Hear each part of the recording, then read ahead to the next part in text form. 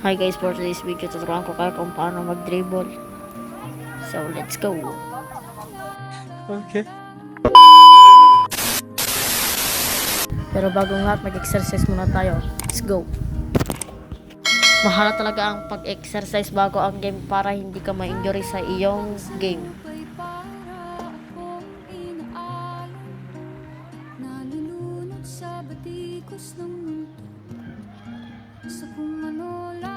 First dribble, side to side. Kung gusto mo maging malakas, maging ensayo ka. Yung mga walang bilib sa'yo, siyempre, magsisisi sila. Oh my God! Wow! Second dribble, continuous between. Tuloy-tuloy mo lang hanggat kaya mo. Ang galing mo, Andoy! Ang galing! Third dribble, low on dribble right. Huwag mo papansinin ang mana sa paligid mo. Dapat mag-focus ka lang sa iyong goal. Ano ang sa inyo? Natamimi kayo. Fourth, low on dribble left. Gulatin mo ang mga walang bilib sa'yo. Mag-ensayo ka ng mag-ensayo para lumakas ka. 5, side on dribble.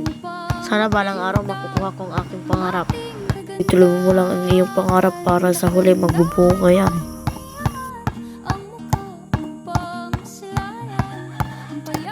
6, front beast. Mahirap pero kakayanin ko. Huwag kang titigil sa pag-ensayo para mas lalo kang pang lumakas. 7, cross between behind. Huwag kang susuko para sa iyong pangarap at para gulatin mo ang iyong mundo.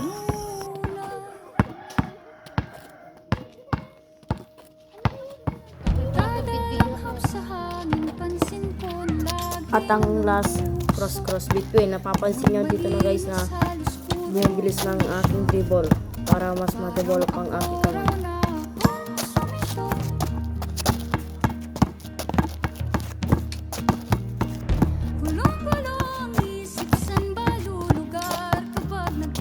At yun lang guys, kita-kits sa next video. At kung marami ka pa natutunan sa akin, like and follow and share. Bye bye.